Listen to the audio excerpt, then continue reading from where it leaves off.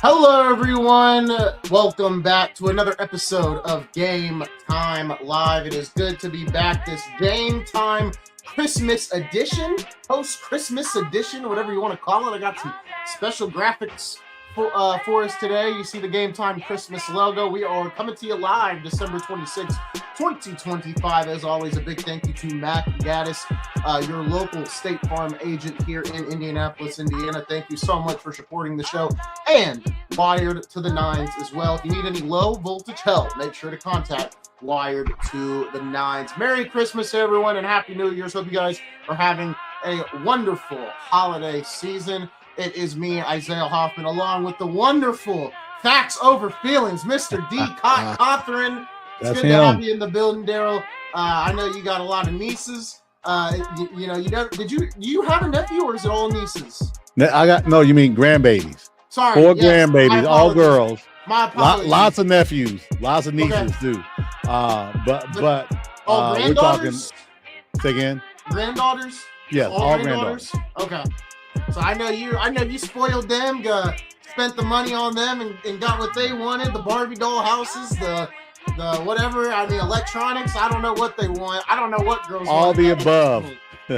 Yeah. So. Man, it was good, man. We made a lot of messes yesterday. It was great, having all four of my babies here, and then all three of my sons were here as well. So awesome. That's pretty awesome, man. Have all of them here. Darren's here. He leaves on Sunday, but we had a good time yesterday. Cooked a lot of stuff and everything, and man, just enjoyed the day. It was a quick turnaround because I had to work today, but it's all good, man. Here ready to rock and roll, and talk some sports, man. A lot of good stuff happened over the last few days, and I think we could find a few things to talk about. Yeah, we've got a good show for you guys today. This is a sports podcast. I'm going to show you guys.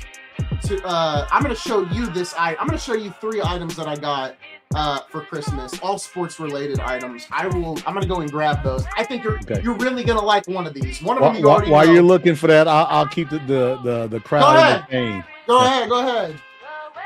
Well, what I got for Christmas was 2 things. Is really simple. I've got a beer glass with the Alabama emblem on it and has my first name, which is pretty doggone cool. Then my son, the Tornado, got me a little placard for my man cave. It has one of those motivational deals when they talk about being a father and that type of deal, and him being my son. So it's pretty cool. I guess he means that even though he doesn't tell me all the time that he loves me and appreciates me, he wanted me to know that he loves me and appreciates me for all I've done and the things I've done to support him, and also to help him become the man that he's become. So that's pretty doggone cool. Good to hear. That's bright. There we go. Turn that down. Whoa. Bright light. I have that a little too bright. But no, it was a great holiday season. Let me show you what I got sports-wise for all our sports fans out there. Daryl, you'll definitely like this one. Adidas hoodie. I think you see the number right there, 33. Yes, and sir. On the back, it's got all the Kareem stats, and if you even see right there, it says one Bruce Lee movie. I like that. That's old school throwback, man. Yep. That's Captain. That's Captain right there, man. That is. I like that. Yeah, and then obviously they played pretty well yesterday. They're gonna miss the playoffs. Got this nice cowboy hoodie as well. Nice. Not too bad. They may miss the playoffs, but they're not missing any paydays. Dallas Cowboys is the most profitable sports franchise in North America. Don't worry. I think you're going to be okay. And if you look back there, that flag is actually a Dallas Cowboys themed flag. My brother got me. And then the biggest gift, the one I did not expect yesterday, I got to give a shout out to my girlfriend of 4 years, Lillian, a Luka Doncic Lakers jersey. Obviously, the Lakers played like trash yesterday, and we're going to talk about that. But man, I put this on my list as a joke, and I actually took it off because I'm like, man, no way. And that was the last gift I opened, and it took me by surprise. So thank you so man. much. I like that. It wasn't one of those jerseys that you get over at the flea market, is it? With the stitchings and that is $29.99, is it? No, it's by Fanatics. That's why I was even more shocked. I'm like, that's the real deal. So there you go. I'll put it right next to my Kobe jersey in the closet. Keep the Kobe jersey above it because he will never surpass Kobe Bryant. Kobe's why I'm a Laker fan. Kobe's the reason I love the Lakers as much as I do. Kobe comes first. It's the first jersey I actually bought ever was a Kobe jersey, that one that I got in my closet. So, all right, Daryl, we are going to get into it today. Where do you want to start? Let me get my quick rant out the way. I did a Cots Corner the other day, and I talked about a few things from NBA to NFL, even a little bit of the college football. I'm not going to hit any college football today. We've been at nauseum, and we're going to give it a little bit of a rest. I just want to just hit on the Draymond Green thing, and I'm not going to go into my long rant, but I'm going to just say it right in front of the camera. We're starting to allow bad behavior to become the norm. I've heard so many people talk about, well, that's just Draymond being Draymond. That's who he is and all. He's a competitor.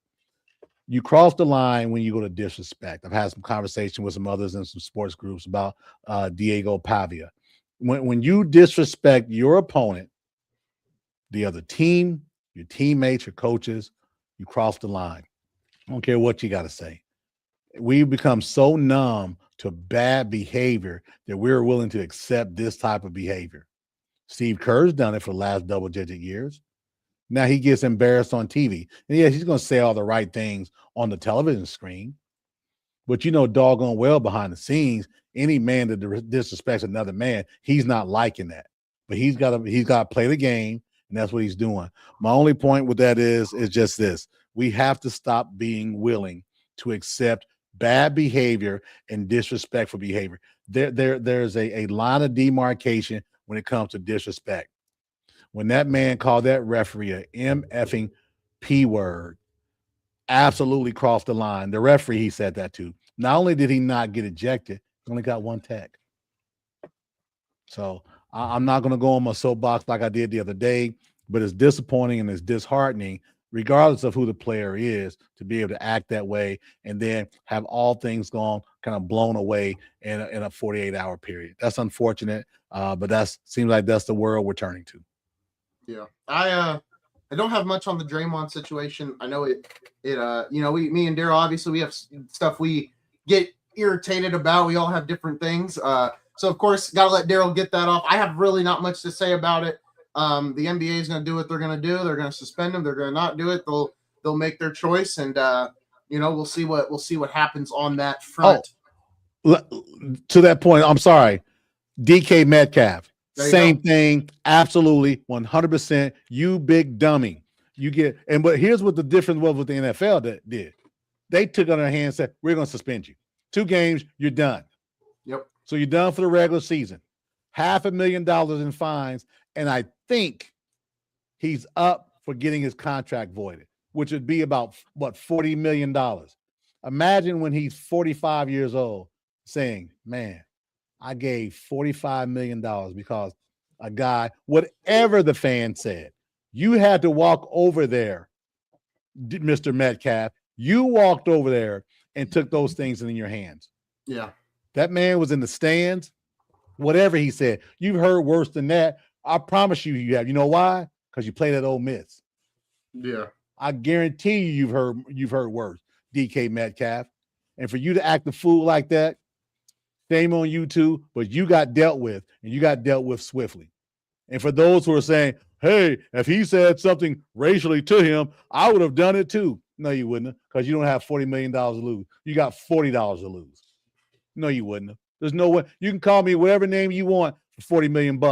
Well, not anything. But if I'm an athlete, I'm not giving away $40 million because you called me something and I responded. I'm going to be better than that. So shame on DK Metcalf and shame on Draymond Green. There you go. Yeah, I agree with the suspension. I agree with the fines. Well deserved on DK's part. You just can't do that. It was a busy Christmas day in the world of sports. You had the NFL, all their games on Netflix. You had the NBA with multiple games on throughout the day. We're going to hit on those today. We're looking to do about a 45-minute, maybe to an hour show today. Daryl, should be a good one. I want to start with what everyone was talking about on my Twitter timeline, was that the NFL needs to stop doing games on Christmas because that's just not their tradition. Obviously, it's a money thing, right? We can obviously, that's the first place I know, I assume you would go to, right? It's all driven by money. Obviously, we all know that. Money moves the needle, baby. That's it. Exactly. And, you look at it, and I disagree with this sentiment that the NFL should step off of doing games on Christmas. No, they're not going to do that. What happened this year is the NFL, like it has been all year, it's been hit with unexpected after unexpected. Chiefs are not in the playoffs. Cowboys aren't in the playoffs. Jaden Daniels and the Commanders were a 1-year run. Not only that, and then the games that happened that day, you have the Vikings upset the Lions to knock them out of the playoffs. So there was a lot that was going on. But I think what makes this even worse is you had really, really, really, really good NBA games. Obviously, Dallas and Golden State was a little more competitive than we thought. Golden State kept a good lead for most of the game. Obviously, the biggest letdown was Rockets and Lakers. We're going to talk about that game today. But two cult classics in yesterday's NBA slate. Knicks and Cavs, watched the whole game. Timberwolves and Nuggets, watched the whole game. And then, of course, the refs get involved and eject Ant in the final 30 seconds. I am ready to talk about that today as well, because once again, the refs got to be a part of the show, and they ruined what was a really good game. But we'll save that for now. I think the NBA won on Christmas Day. It was a much-needed win for the NBA with how well the NFL does in the ratings and stuff like that. NFL's not going to leave on Christmas Day. Next year, that'll probably be games that are more that have more playoff stakes in the future. Just bad timing. It is what it is. The games weren't necessarily bad. I will say this. I had no care to watch those games. I'm not going to sit here and act like I did watch them. I watched the Cowboys game for a little bit because I was on my dad's side of the family. They're all Cowboys fans, not really basketball fans, so they had the game on. That was the only game I watched NFL-wise. Other than that, I had the NBA on my phone, on my TV, on my computer. I was watching NBA all day yesterday.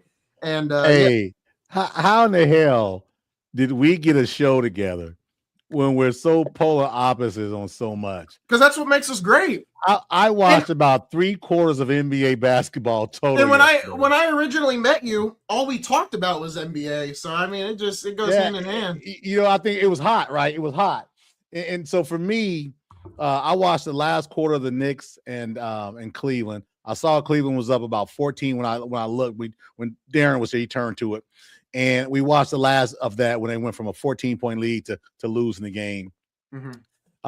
And then I flipped back to football after that. After that next game, which was OKC in San Antonio.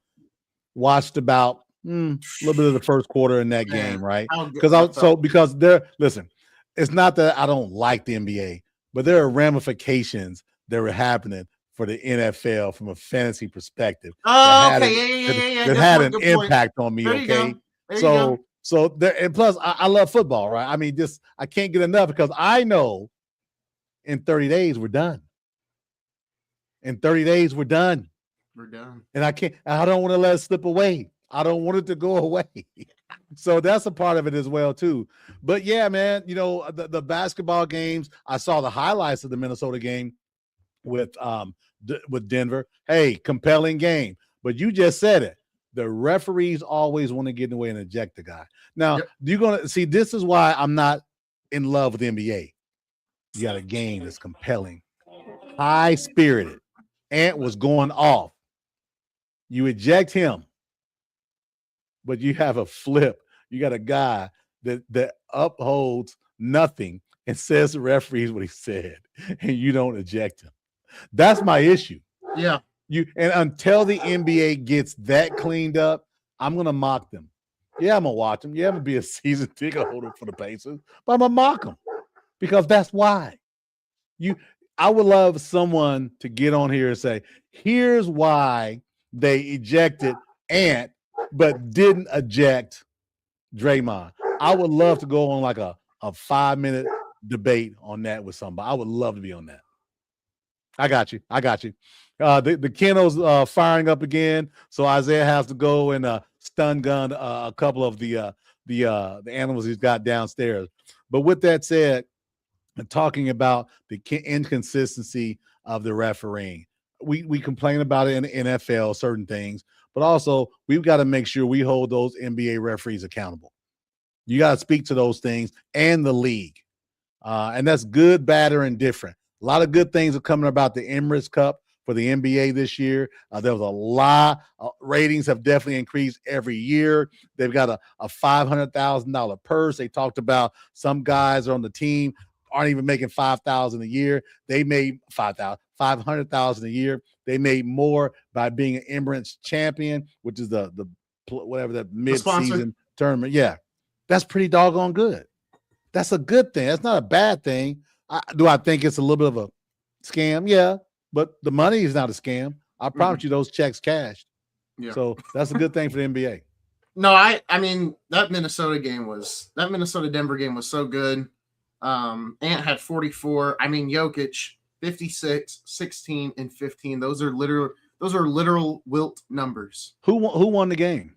Denver won 142-138. Golden State beat Dallas 126-116. Cooper Flag really coming into his own with 27, 6, and 5. Man, we're about to talk about this. San Antonio beats OKC 3 times in 2 weeks. Neutral site, San Antonio and Oklahoma City. Very impressive by the San Antonio Spurs. I get it. Only the regular season. They're only going to play one other time, though. And they've won the season series. Just very impressive. We're going to talk about that as well. And then obviously Cleveland loses to New York 126-124. There's been a lot of conversations about Cleveland ownership thinking about maybe making a move at the deadline. We are going to see what happens with that. But Daryl, do you want to start with the NBA? Do you want to start with the NFL? I mean, that NFL slate, like you just said, a lot of the reason people were watching was because of fantasy football. This is the week of fantasy Super Bowls for most people. So that's kind of so, and those games don't have a real playoff implication. So do you want to go NFL first? We can get NFL out of the way again, like to that point, right? We got games tomorrow and we've also got games Sunday. So, but what I saw yesterday was non-playoff teams. But what I did like is spirited. I didn't see guys quitting. I didn't see guys, lollygagging up and down the field. Hey, my guy Dak Prescott went out there like this is a Super Bowl for him. I love the fact that guys compete, man. I love it, and I love when I see guys get emotional and get fired up. Deebo Samuels trucking the cornerback, knocking his helmet off. Washington's a horrible team. Deebo Samuel's an overrated receiver, an overpaid receiver. But, man, he played that game like it was his last game. Kudos to him, man. That's why I like the NFL, because it's a competitive spirit that you can't deny. There's a lot of guys in line waiting to take your spot. And if you're not out there fighting, there's a good chance somebody's going to have your spot. If not the next week, the next year for sure. Yeah. So I like the spirit that went on yesterday. I like the fact that that people were involved, engaged. I don't like the Netflix broadcast. I think it sucks. It's terrible. There was a lot of back and forth. There was this, it seemed contrived. It seemed like a Christmas television program. And I'm not because it was Christmas yesterday. It just seemed contrived. It seemed weak. I didn't like it at all. And I'm so thankful I don't have to pay for Netflix. Man, I would not. No, thank you at all. You can have it. No, thank you. It was a terrible broadcast. I didn't watch it with the television volume down anyway because those guys I don't like. But I just seemed like it was a bad broadcast to me. Like I said, I only watched the Cowboys game, and even then I wasn't really paying attention to it. Only thing I really noticed was it seems like Kelsey is going to hang it up after this year. The way he was acting when he walked, like I saw videos, right? The way he entered Arrowhead after the game, hugging his mom, like stuff seems like this is it. With Mahomes probably not going to be back next year. This seems like it's it for Kelsey, and credit to him, right? You've got multiple Super Bowls. You're going to go down as a dynasty. There's nothing but respect on my end for Travis Kelsey. And he's already married that golden parachute. Don't forget that. I'm not like, a lot of people are like, Kelsey's this, Kelsey's that. At the end of the day, I've never disliked. You can't hate on the guy. The guy's a player, man. I've never disliked Kelsey. I love the podcast him and his brother do. I think it's good stuff. So I'm excited. I'm excited for his retirement. I wish him nothing but the best. What has Kelsey done for to have somebody not like him? I mean, the dude, he comes to I don't play every know. week. He balls He out. cuts promos after they He win. can dance. He can really dance legitimately. I mean, you gotta like WWE Kelsey, need to man. give him a call. Yeah, maybe we get him on the show. Well, there's a long line, so he'll have to get in line. But we could maybe fit him in sometime in the next 4 to 6 months. Yeah, well, maybe so. You never really know. Speaking of the Chiefs, they are leaving Arrowhead Stadium in the near future. Going to move to Kansas. Your thoughts on that? It seems like all these. I'm going to bring this up. My one big problem right now is all these teams. If you look at their stadium concepts, all looks like Allegiant Stadium. Yep. Very disappointing. Very disappointing. You know what I'll say to this, right? Kansas City Stadium, when it was built, I want to say in early 70s, and it was state of the art, and it's been state of the art through a whole lot of stadiums being torn down. That stadium is 71, 29, almost 50 years old, right? Time to move on it. You've gotten your money's worth out of it, right? But them moving to Kansas, it threw me for a loop. I hadn't seen a lot of this about them moving to Kansas. Now you're in Missouri, you're gonna move one state down. How does it affect the Kansas City faithful? Because I promise you, there's a lot of Kansas City fans there that aren't wanting to go to Kansas and watch their team play. Right. Yeah. And that's tough, man. So clearly there was something going on behind the scenes from a negotiation perspective that we weren't made aware of. So, kudos to them. I'm sure they're going to get a lot of money. It's money again, money. And people are going to pay it. So don't be surprised you see other teams maybe move around. Look what we talked about the other day with Chicago moving to Gary. Yeah. Money. Indeed. Man. NFL's nice. It's a fun little Christmas slate. Fantasy Super Bowl. I think I'm going to win my first fantasy Super Bowl. So I'm excited about that. We'll see how tomorrow and Sunday go. But hey, listen, don't count your chickens for whatever the hell it is. I said maybe. Maybe. Yeah, don't assume. Yeah. I've been there. I've been on both ends. Yeah, I've been on both ends and mega wins and mega losses. I probably won't even turn to my app anymore after tomorrow. Nope, I'm done. Looking.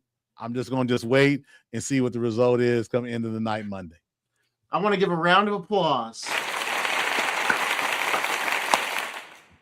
them San Antonio Spurs, man. I remember back in June when I said I think there's a real chance the San Antonio Spurs could go to the Western Conference Finals. Well, I'm saying it right here.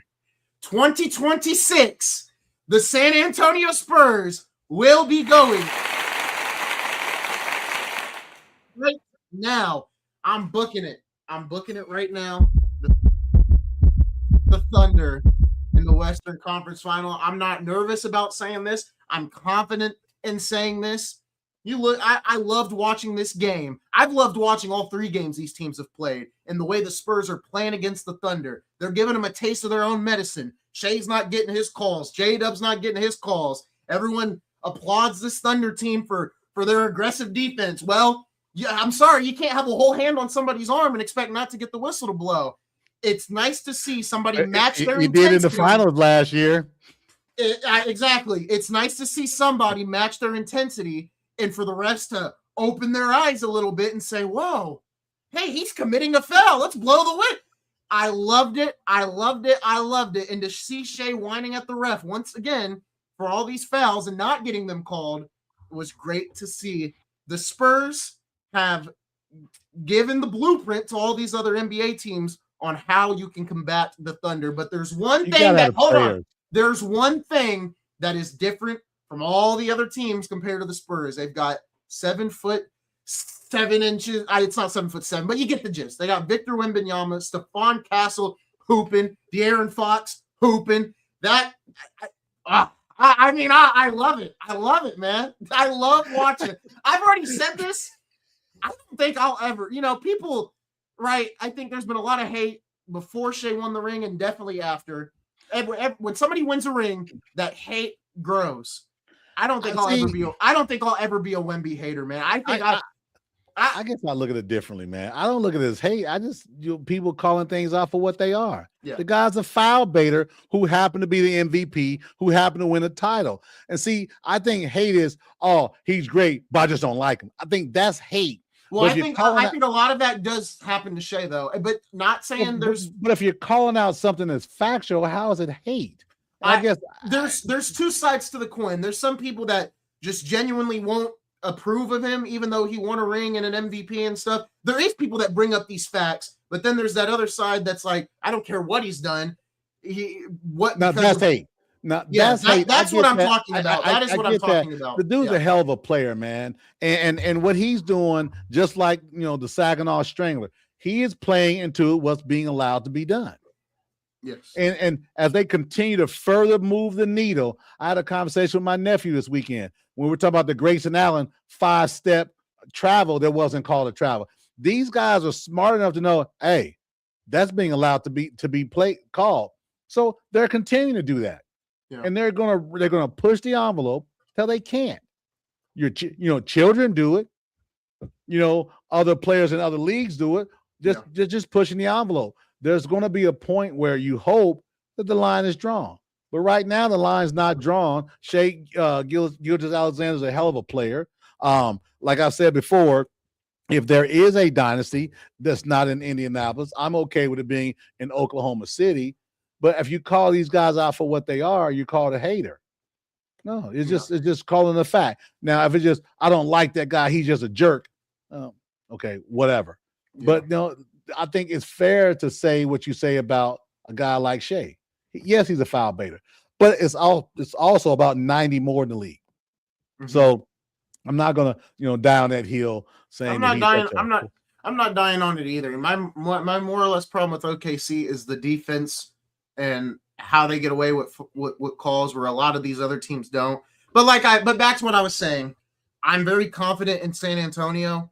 Right now, if you told me you think they're better than Denver, I'm not going to disagree with you. But the West is more.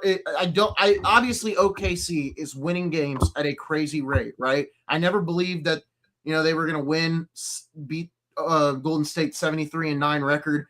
And it's funny when they were 24-1, everyone was talking about who's better, this Thunder team or the 2017 Warriors. I'm like, it's not even close. The 2017 Warriors would dismantle this OKC team in 4 games. They'd probably win in 4 or 5 games if it was a 7-game series between that Warriors team and that Thunder team. It was never close to me.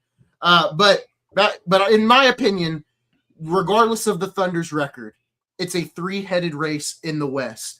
It's OKC, it's Denver, it's San Antonio, with Minnesota and Houston just kind of peeking through the door. We've talked about Minnesota. They need a point guard. I kind of agree. I think Houston needs a point guard. You kind of disagree with the fact. I think they're both kind of looking in the door, but I don't think they can get through the door quite yet. I don't know. But I do think right now you've got those 3 teams. You've got Minnesota and Houston, and the Lakers. It's going to depend on what they do at the deadline. I think they're very well built team. Obviously you threw a good, I saw what you posted on Facebook about the Lakers on the 3-game losing streak or third blowout game as well. So Lakers got to make some moves at the deadline. It's not a championship team. I think we all know it's not a championship team. We've been commending their play because they're doing better than we expected, but nobody was convinced because of how well they're playing that they were a championship team. And this is the same guy that that screamed at the top of his lungs yesterday because he was surprised with the Luka Doncic Lakers jersey. So I can be realistic as well. I think the challenge for the Lakers is what are we going to do with LeBron, right? You saw, you've seen more and more highlights of him giving up on defense, lollygagging back. Giving up on offense, lollygagging back on defense. And I'd say lollygagging, you're talking about a 41-year-old dude who's been dominant for 20 years, right?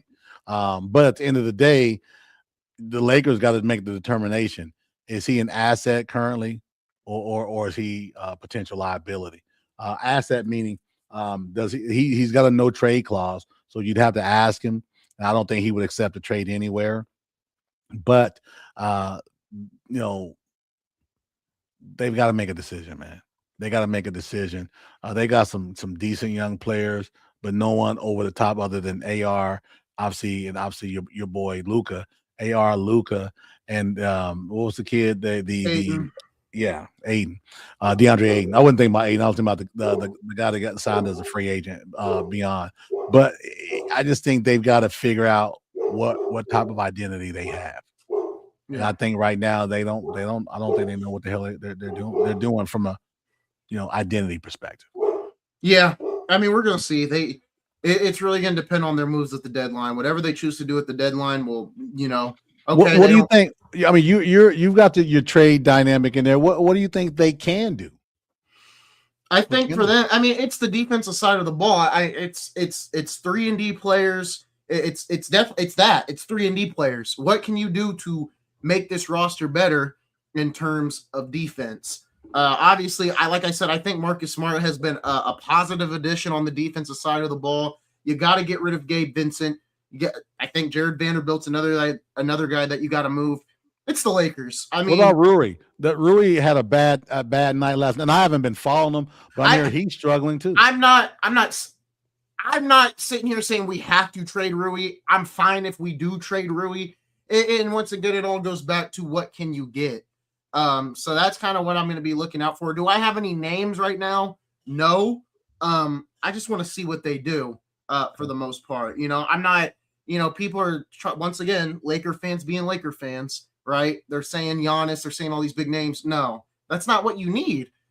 If you want to trade LeBron, fine. I mean, LeBron, Rui, AR, anybody on the roster other than Luka and Ayton, I'm fine with being moved. That's really where I am. That's really where I'm at. And I love AR, but I mean, I wouldn't mind moving him if you can get draft capital or whatever, Yeah. You got Luka signed for 4 or 5 years. I mean, you don't have to win a championship right now. I get it. Everyone's antsy. Everybody's like, oh, we just got Luka. We got to win this champ. He just signed a 4-year deal. I really don't think he's going to request a trade off one bad season. I really don't. I mean, if he does, he does. What if he's not happy with the coach? What if there's some things going on? I mean, you've seen it before. Guys, after one season, I'm done. True. But I think you've got to let him know this is your team, and period. Yeah. No, this is ands and buts. This is your team. Yeah. No, it's his team for sure. I'm curious what they'll do. I think, even with Reddick, we'll see what happens with Reddick. He'll be here next year or he won't. I'm of the fact that it's probably 70-30, 70% he's still here, 30% he's not. And I say that because of the extension that he got. So, and I'm still pretty much confident in Reddick. Obviously, I know we have our difference there on that one, which is fine. But we'll see what happens. I'm a prove it guy. You gotta, listen, he says a lot of great, cool things in the media, holding guys accountable in the media. What we hear. We don't know what goes on behind closed doors. Let's find out how they come out of this meeting that he's going to have, right? He's going to have a team meeting with the team. And there's going to be some things said that people don't like. He's good for the Brian Kelly pounding the fist on the desk thing, right? Let's see how they come out of this. Let's see what they do over the next 10 days. Yeah. It's going to be interesting. If that really matters. And you look at it, Lakers are 4th, Timberwolves 5th, Rockets 6th. And once again, I still say that for Minnesota and Houston that, hey, just lay there. Live and late breaking. Thank you. Kennel's back. Just lay it's right the there. Christmas kennel.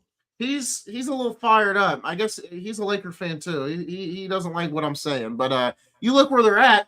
I would still say they've got no shot against the teams that are in the top 3. I think Minnesota and Houston in a playoff series would be competitive. When you look at the Phoenix Suns, they look sneaky. They're sneaky. Devin Booker is playing tremendous basketball, in my opinion. Jalen Green hasn't played that much, so I'm not going to give an assessment on him. But Devin Booker's playing amazing. I mean, he's playing like that guy. So props to Devin Booker. Daryl, any teams out west that you want to hit on? Other than the Lakers, since we just did that. I want to hit on a player, man. Go ahead. I like what I hate to say this. I like what Dylan Brooks has brought to Phoenix, man. Yeah, Dylan Brooks has a good brought, one. Yeah, not just toughness, but he's playing as a basketball player. He's shooting the ball well. Um, he's supporting the team. He looks as though he's playing for the team, not for himself. The stuff with him and LeBron, I like the fact that the guy says, I'm not pining for him. And we've seen this. I've seen it in person. Guys kiss up. They did it to Michael Jordan as well. Kiss up to him and trying to make him happy. He's not that dude. I'm not trying to make you happy, and I love that because that's about the competitive spirit. Unfortunately, it's the NBA, and we patting guys on the back and cackling with guys. But Dylan Brooks has shown his worth, man. Really proud of the way he's played. Come out of Memphis when it just seemed like it was just a clown show. He's got the Phoenix and gotten real serious, man, and I like it. I like what Dylan Brooks has done. Yeah. No, I like what they're doing too. I like what they're doing too, for sure. We need to get a track. Who let the dogs out? We got to get a who let the dogs out track. Cooper Flag's playing really well too. I got to give him some credit. What's your thoughts on Cooper Flag? I'm glad you said that. Right, I had forgot about him, but Cooper Flag started off okay at best. Oh man, he's overrated. I thought he was the next coming of X, Y, and Z. The young man should be a freshman in college this year. He reclassified. I think, if I remember right, I think he's still 18 or about to turn 19 now. That dude, I saw some highlights from the game yesterday. He has some moves like a grown man moves. He's got 5-year, 6-year, 7-year NBA vet moves. Very, very impressed with Cooper Flag and how he's handled things. If you remember, we were on the show and I said, no other rookies come in the league with the type of fanfare since probably LeBron. Yeah. And their team isn't whole. You got Lively's out for the year, and you got my boy Kyrie hasn't been back yet. AD's going to be out for a couple games with a groin injury. That guy, of course, right?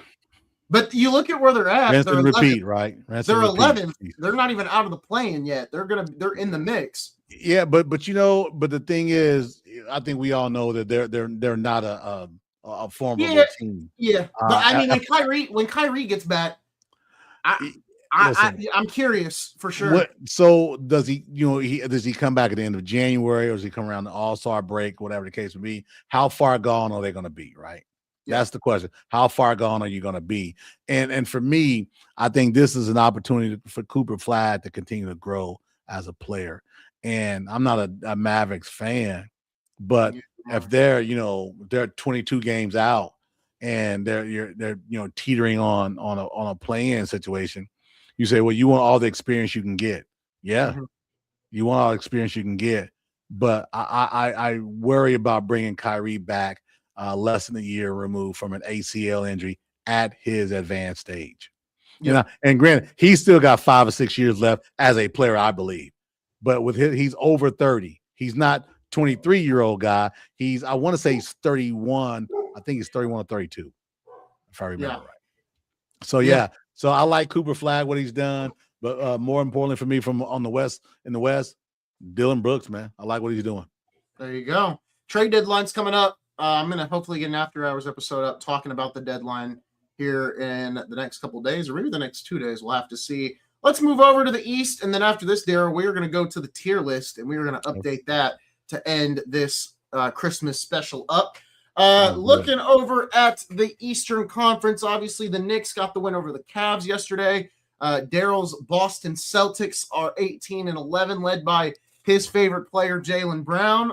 He's not my favorite, but he's up there. Second favorite, probably behind Tyrese.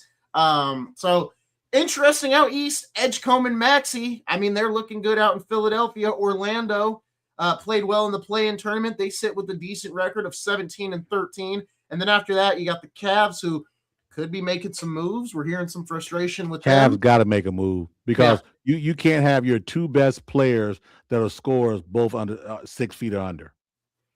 Yeah, not in today's NBA. I wouldn't even say Garland's their second best player. I'm talking scoring wise. Okay.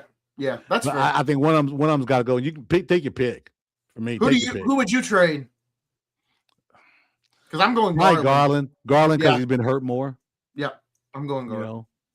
But I mean, depending on you got again, it goes to salaries, right? It goes the contracts. But the Cavs got to do something. I believe. I believe that the Sixers are playing a hell of a lot better than I anticipated that they would. Now, granted, Embiid's kind of gotten out of the way. He got hurt again the other night. Is he still out? When he was looking to flop, he fell down and hurt his knee. Again, either way, 280. Yeah, Daryl Morey in that organization needs to give VJ Edgecombe more money now. There's no trade ability for Embiid, and that's going to be their albatross around there. If I'm Philadelphia, I get it. Daryl Morey is a wizard. He got right. He brought Harden to Philly. He's made some very good trades in his years as a general manager. I am very curious to see what he can do. Because I don't think Embiid stays. I'd be very surprised if he does. But I know it. I know the value is not high. If I'm Philadelphia, I'm dumping him for whatever I can get. Whether that's a role player, whether that's picks, I'm dumping him. You need to dump him. You need every available guy possible because one, there's no Boston. Well, there is a Boston, but there's no Jason Tatum in Boston, so you don't have like a complete Celtics team. You don't got that Indiana Pacers team that's going to run everyone out the gym. I know we've said it, but man, I don't see how anyone could make such a bad move to get a broken down Joel Embiid at $60+ million for the next 3 years. I don't know who. He's not the missing piece. Brooklyn. There you go. Brooklyn. Well, they don't have a lot to give up. I'm telling you, I just think he's stuck in Philly, man. Philly gets Michael Porter Jr., right? They get a shot. They get someone that can take some shots, catch and shoot. He's getting paid a good amount of money. Obviously, you make the salaries work with whatever else, and then Joel Embiid goes to Brooklyn. Yeah. Or Cam Thomas. If I'm a Philadelphia fan, I'm like, yeah, let's do it. But I can't see a fan base. Someone has said they had like a mock deal with him coming to Indiana. It was around the time when he and Tyrese were talking. I'll never go to Indiana. We don't want you in Indiana. I'm sorry. No, you're not wanted. You're slow. You're a plotting player. You don't. There's a lot of smoke to Zubac getting traded to Indy. What are your thoughts on that? Me and JB were talking about that yesterday. Was it yesterday or the day before? I don't dislike it. He's a good center. Listen, I don't think Ben Mathurin is going to be back. Nope. And I think Jarris Walker is on the table. Yep. So with that said, possibly. Yeah. I'm not in love with it, but he'd be a center because we've got big guys, but we don't have a center. I love Jackson as a guy that's going to give you 15 to 18 minutes a game. That's it, but not as a starter. Trade him. I know we love Jay Huff and his YMCA videos. He loves the dunk. I love the fact he loves the dunk. Huff is better than Jackson. I didn't say he wasn't. What I'm saying I'm just saying out loud. But again, I as a Pacer fan, I want a 30-minute a game guy. Neither one of those guys are 30-minute a game guys. I would be fine with Zubac. Would you be fine with Zubac? I would be fine with Zubac for the right price, right? Mathurin and Walker, Mathurin Jackson. Some combination of that. But I would also say I got to look at Zubac's contract because I need you beyond this year, right? Yeah. That I need you beyond this year. And then the question is, does he fit with a high-powered Maserati offense that they're going to have next year? Maserati, all right, good pick. You think these picks and players don't just fit like That was a good little I don't know. You got to join me in the booth one day for that with that reference. Be able to fit. And the thing is, people say, "Well, y'all gonna let Ben Mathurin go?" He doesn't fit with the Maserati offense. He fits with this offense here, but this is the offense that you're going to see next season. Yeah. And this is not. And listen, here's the last thing on that. They're not going to sign him to $100 million deal. Okay. wants $100 million. And I'm not talking about a year, of course. No. He wants 100 plus. He wants about 140-ish in that area.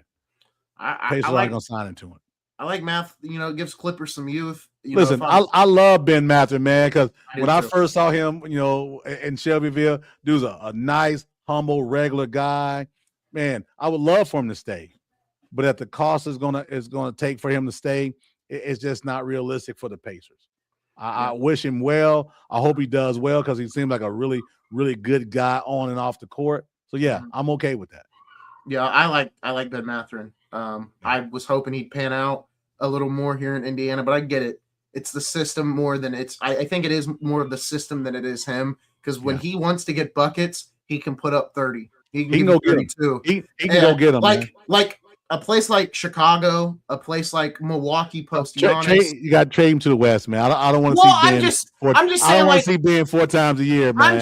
I'm just saying, like, in a perfect situation for him, I'd love to see him go to Chicago. I'd love to see him go somewhere where he brings Clippers isn't going to be bad either. Youth and scoring, he'd be great in the. Well, we talked about Zubac, right? Yeah. I would like it. I would like it for him. And then Isaiah Jackson or Walker, one of the two, probably to pair with him. It'll be interesting, man. The East is going to continue to get interesting. Daryl, it is about that time to end this off. Are you ready for Zay's Ways NBA tier list? You haven't done this with me in a while. The last one I did was with Ramon last Sunday. Yeah, I think I'm ready. I know we hit a little bit on the Pacers, man. We were at the game this past week. Man, they are struggling to stay up, right? They'll get up, they'll play well. They'll get a 2.5 quarters. They'll get a 10-point lead. I said they'll get like a 10-point lead, and then they just don't have the gas, man, in the tank. Yeah. They got a lot of nice guys, but you talk in the middle of the third quarter, man. You're looking at a G League roster on the floor, so it's tough right now. But again, play hard, play well. You lose, I understand, because the NBA owes the state of Indiana and the Pacers. Oh, there's my boy Reggie shining. No, I'm okay with my Pacers playing hard, man. Yeah, for sure. All right, here we go. Zay's Ways NBA tier list. We start with the Western Conference. Are you ready, Daryl? I'm ready. There it is. All right, we'll move some things around here if need be, but I don't really think so. One thing I am going to do is move the Spurs right up there with our good friends Denver and Oklahoma City. I don't really have anything here that I want to change. Everything's kind of like in the standings in real life. I mean, other than kind of where we've been, right? I mean, it hasn't moved a lot. It's been kind of chalk in the West. I still say this though, right? I think the Rockets are a solid fourth team. I think they're going to continue to get things figured out. KD has taken on a leadership role that he hadn't had to do in years. And I just think from a talent perspective, that team is going to continue to rise, man. They're long, they can shoot the ball, and they're deep. Yeah. Alpine Sengun's become one of my top 10 favorites in the league right now. I love Sengun. Baby Jokic, Lil Jokic, as people have been calling him. I do really love Alpine Sengun. Minnesota is still the team that I'm very keen on, right? But it does depend on one thing, and we've talked about it. You've talked about it more than I have.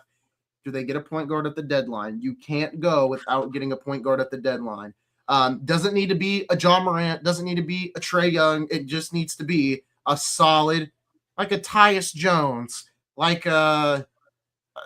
just going to say like an Andrew Nembhard. Obviously, Nembhard's not available, but you get what I'm trying to say. You just need a solid point guard. Speaking of Nembhard, man, you probably haven't paid much attention.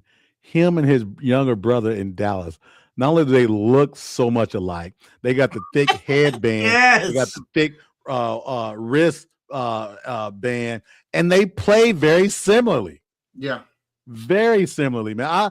I hadn't saw him play a lot. I saw him a little bit at Gonzaga.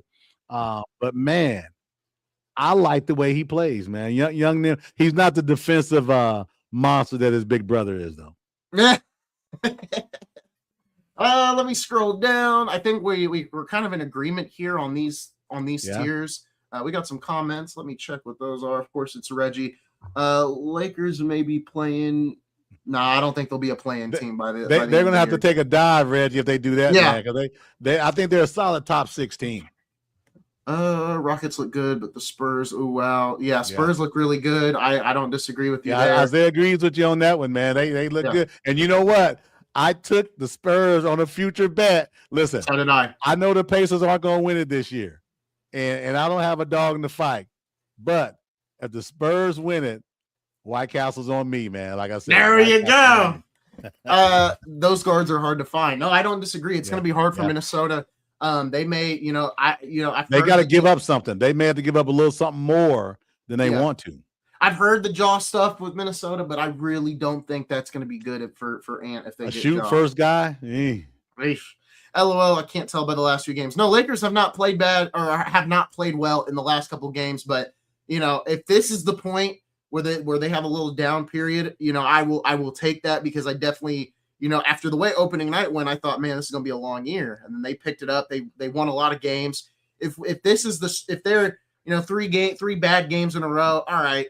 Oklahoma City's kind of going through the same thing. 3 tough losses to the Spurs. We talked about Detroit. They started off a little shaky. Cleveland, who started off hot, they've gone downhill. So there's a lot of other teams that are having these up and down trends. Golden State, right? Looked good on opening night. I think Golden State's in trouble. I think Golden State's in trouble. I think there's a lot more turmoil going on in the Bay Area than they want to let out. You notice Jimmy Butler's been pretty silent, other than when he says when Kerr and Draymond are, I guess it stimulated him, which is kind of dumb anyway. But it just he said that I think as the tongue in cheek. But Steph Curry's been awfully quiet, right? And I'm not talking about verbally, right? Very quiet about what's going on. I just don't know, man, that Golden State's going to be able to get out of that funk. Yeah. We'll see what happens. I think they'll make the playoffs still. I'm still fairly confident in them coming out of the play-in and getting to the playoffs. Obviously, you see what's at the bottom.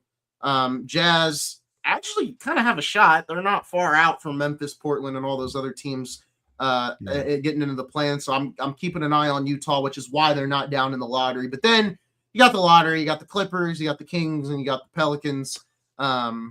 You basically got the Brooklyn Nets, and the Brooklyn Nets all down there in draft lottery tier in the West. So hey, book it now.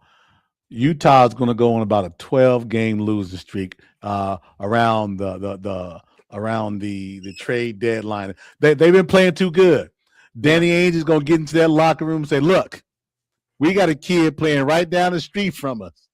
We got to have a chance to get him." Yeah. What I'm telling you, they're going to go on about an 8 to 12-game losing streak in the next month or so. They're playing too well. Because if you pull back the curtain, right, and you're Adam Silver, you already did some tomfoolery by letting Cooper Flag go to Dallas. You got to make this year look a little more reasonable with who gets who. Listen, so the NBA owes the Pacers. I'm dying on that hill. Yeah. Yep. Over to the East. Same thing, man. I'm not moving. I really don't. There's nothing here. I really need to move. I still disagree with your Knicks over the Pistons. I'm just the Knicks are just, to me, the Knicks are just waiting to have something bad happen to them because it's the Knicks. And bad things happen. Saying like an injury, or what are you saying? No, just something bad. Just I mean, you depend on a 6-foot point guard pounding the ball. You got a little bit more depth. You got more players you're playing. That's all nice and dandy. I like Mike Brown, like I said. Could it be because I don't like the Knicks? Yeah, there's some disgust with the Knicks there a little bit. But with that said, I don't really like the Pistons either. But man, the Pistons to me have it all. And I told you and Coach in the summer, Jimmy Neutron Duncan Robinson has started almost every game. He's averaging about 12, 13 points a game. Mm-hmm. And he can be a defensive somewhat liability how they play defense over there. They play legitimate defense, not OKC defense. Yeah.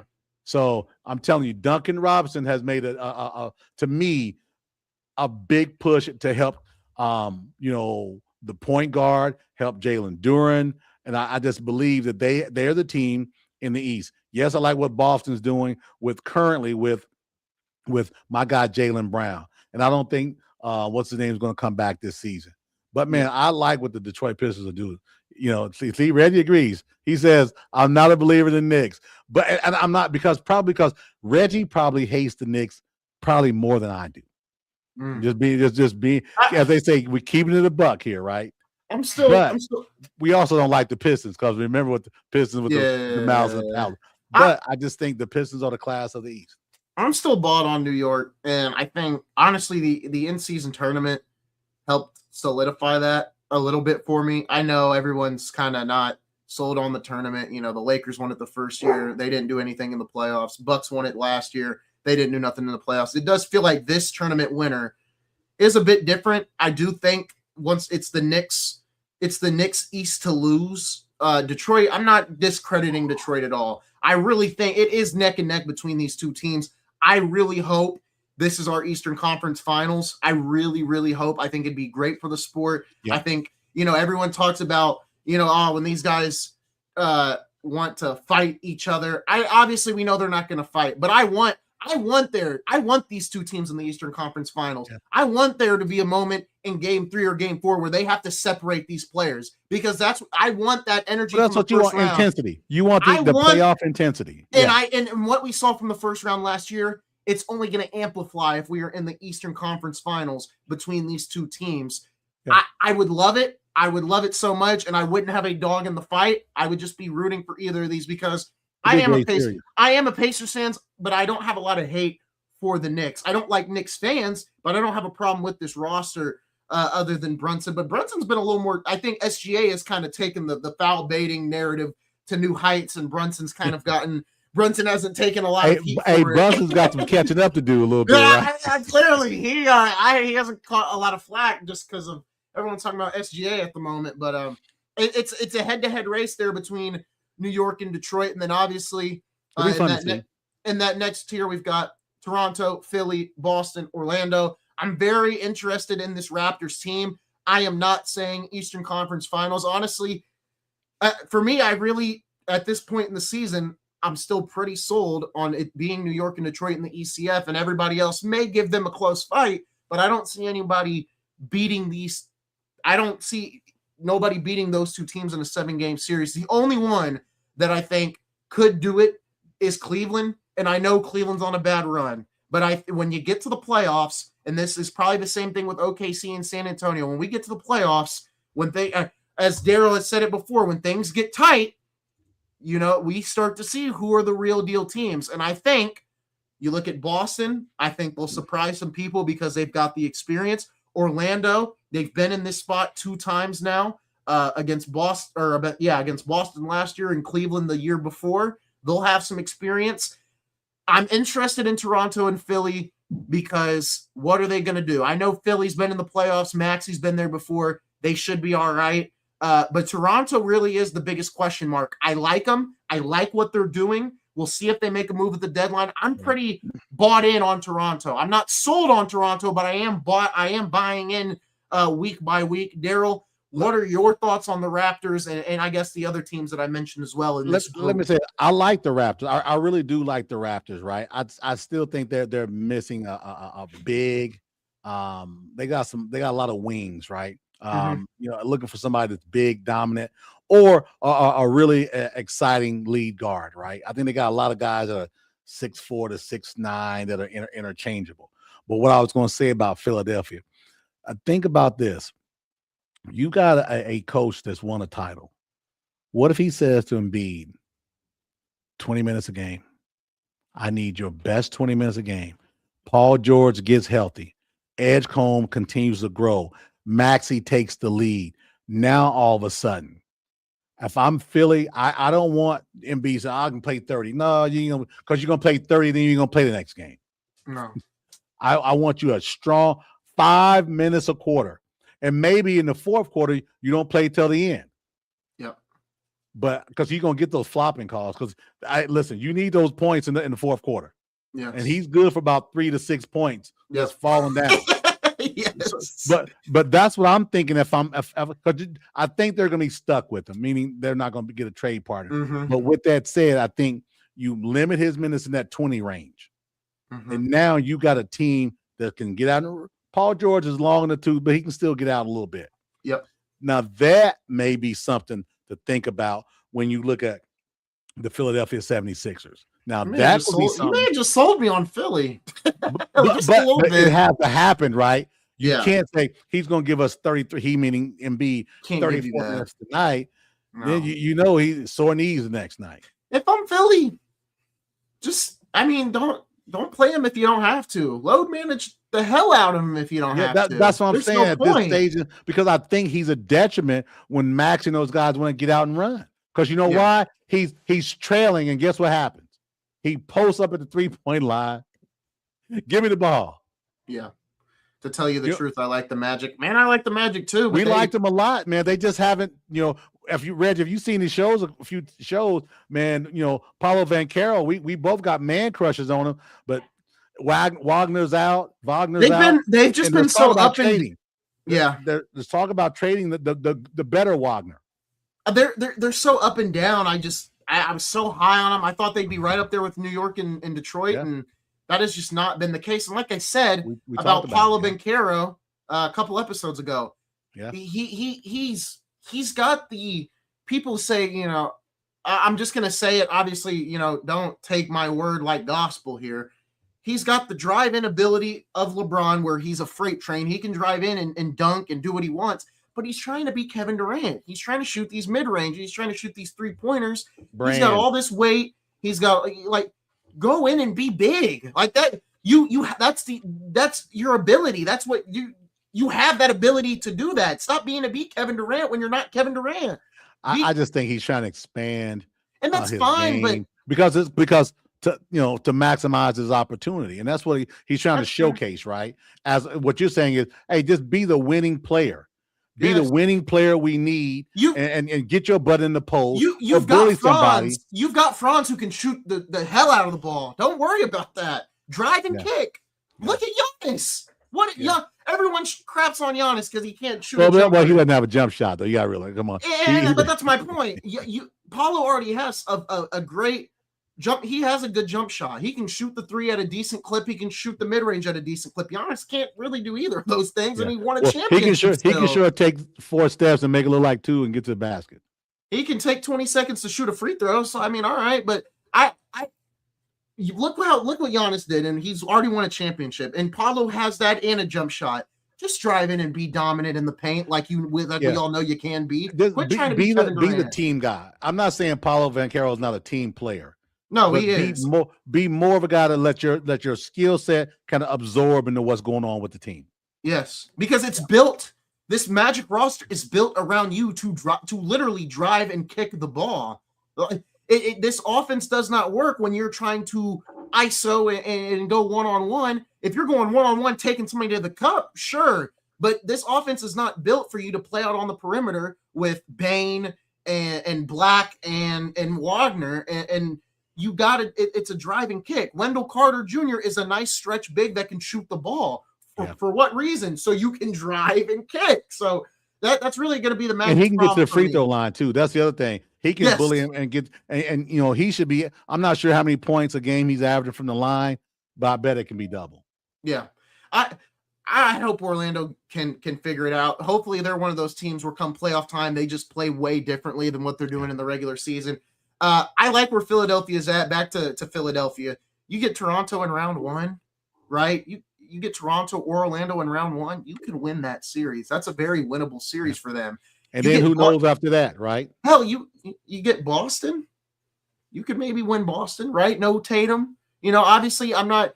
Tatum's their second best player anyway. But with that said, the role players that are on Boston have played better.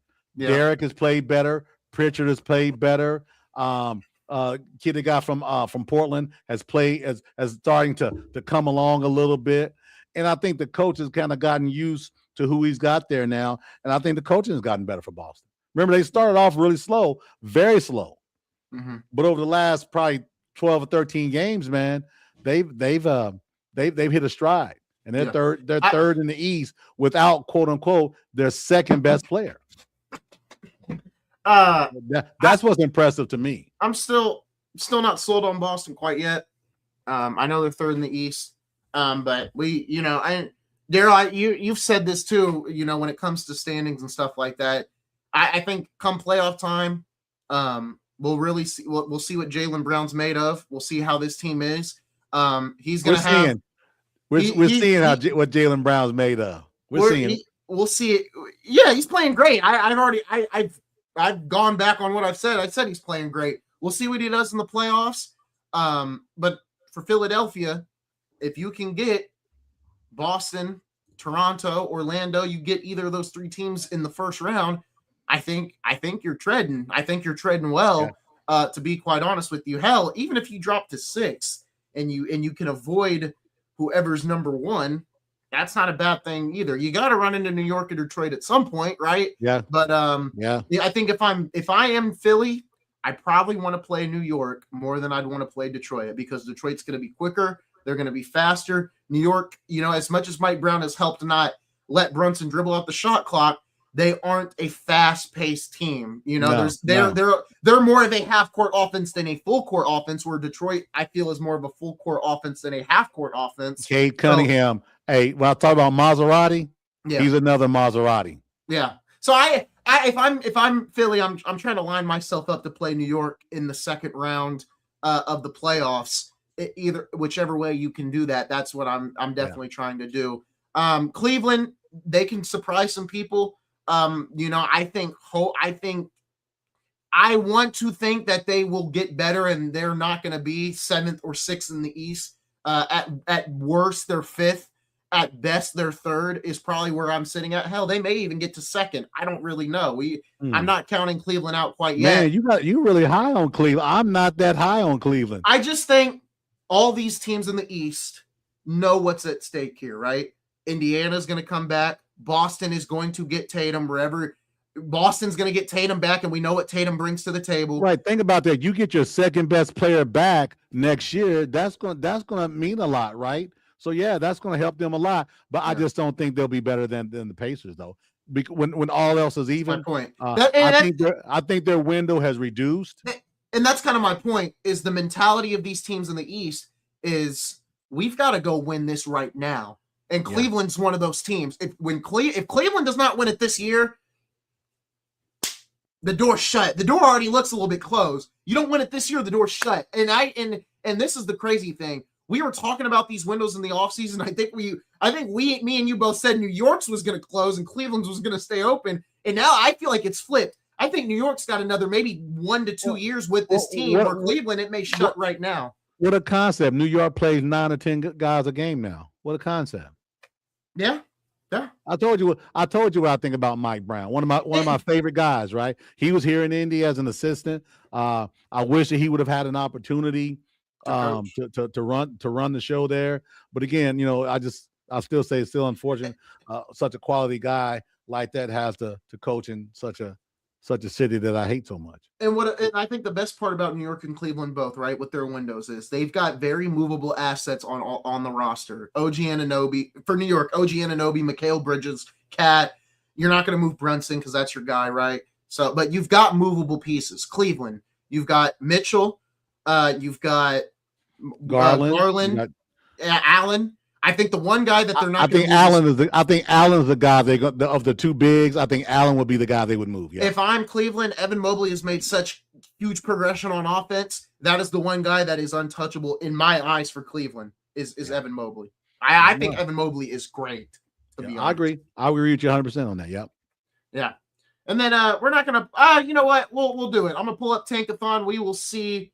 We will do a sim real quick to see what the lottery has in store for us. And, Reddy says Cavs not moving anybody. We'll see. Second best. I think he's referring to your Tatum comment. Yeah, second best player. Absolutely. Okay. Interesting. We can argue about it offline. Sure. Everybody told me that Boston was going to be trash. All right, Daryl, you ready? I'm looking at it. See what the lottery has in store for us. Here's the updated standings. Indiana. Let's go. Let's go. Let's go. That's all that matters. All that matters. Let's go. Look at OKC. They dropped down to 5th. Let's go. Yes. I don't worry about that. Yes. Hey, Adam Silver, you owe the Indiana Pacers. I'm going to keep on pining that. You know it. I know it. And you know who's rolling over his grave, and he knows it too. I want that number. I want that number one pick. Oh, here we go. Oh, yikes. Oh. Oh, my goodness. Oh, my goodness. So Portland comes up to 1. Never going to happen. Never going to happen at all. Charlotte number 2. Maybe. How they got the Pacers at 6, man, when we done lost 6 in a row? Yeah. Yeah. That don't make any sense. But I'll say this. 14% all dropped. I'll say this. Legitimately, there are probably 10 potential all-stars in this draft. Yeah. Legit. And probably about 20 to 25 guys that are legit NBA players. Possibly day one rotation guys. Depending on the team, of course. So the Pacers are going to get a great pick. It just needs to be number 1. That's going to give us the flexibility we need. And when we fire back up next year, we're ready to roll with that Maserati. AJ Debonsa or Cam Boozer. You can't go wrong with either one. I think everybody's really loving Debonsa, though, and the way he's playing at BYU, because he is playing insane. The Boozer hype's died down. Debonsa is rocking and rolling. We got to end this show off with some breaking news real quick. Utah's Kyle Whittingham has agreed to a 5-year deal to become Michigan's next head coach. He retired. We talked about that. We talked about that. That was a move anyway that he was looking to do, right? This is a grown-up coach who's done this. Is not a sexy hire and all those wonderful things, but he's a real coach. I think it's a good opportunity for Michigan. I do. So now we can kill the coach Kalen DeBoer going to Michigan and all that stuff like that. Yeah. You know, Kalen DeBoer, as I told you and Ramon back in September, especially after they lost to Florida State, he's the guy for the job. When you replace the best ever, there's going to be a drop. We'll see if they beat IU. You know, but again, and that's going to be tough. You know, listen, Indiana is a complete team. If Alabama's going to need every bullet in the gun in the holster to beat this Indiana team. You know, they're favored by 6.5 points for a reason. They're probably a better team. They run the ball better. They've got a more accurate quarterback who's played big in big games. Ty Simpson's played big in big games too. I get it. But man, Mendoza has consistently played well. And man, it's going to be a yeoman's task. Here we go. Here comes this hate. I'm being neutral here. It's going to take everything that Alabama has to beat a superior Indiana team. Max Crosby has reportedly left the team's facility due to a disagreement over his playing status for the team's final 2 regular season games, per Jay Glazer. Crosby. They want to sit him down. They want to sit him down. Disagreed with the Raiders' decision to shut him down. Yeah, because he was on his show with Jim Gray and Tom Brady, and he says, "I don't care about the draft. I'm a player, and I want to play." And because they were talking about, "Hey, is he going to sit down?" He wants to play, and I don't blame the guy. But they also know, but they also know that he weakens their chance to get number 1 pick because he's such a game wrecker. Yeah, they're second right now in the draft. Yeah. So, yeah, they want that number 1 pick. They're banking on the Giants winning their game. Folks, that is going to do it. We will see what happens. Last thing here from Reggie said, is he going to be traded? I don't necessarily think so. No trade. He won't get traded. I don't think so. But they'll figure it out. Maybe they throw him a couple of extra bucks or something like that. It seems like that's what happens when guys get upset. They throw them some extra money. We'll see. Yeah. It's been a good stream, Daryl. I'm looking forward to Sunday. We should have another stream. We'll have Ramon with us as well. It's been a good stream. We'll have some clips up here in the next couple of hours. I got to run to Walmart, get some stuff. Thank you guys for all the love and support on the channel this week. We are up to 233, I think.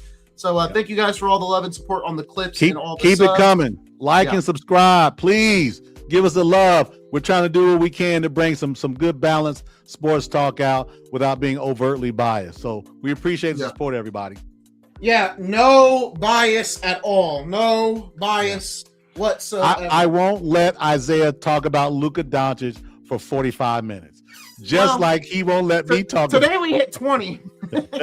Just like he won't let me talk about Bama for 45 minutes, or the Hoosiers, or the Pacers. Yeah, we gotta stay on a strict schedule. But we're gonna keep rocking and rolling.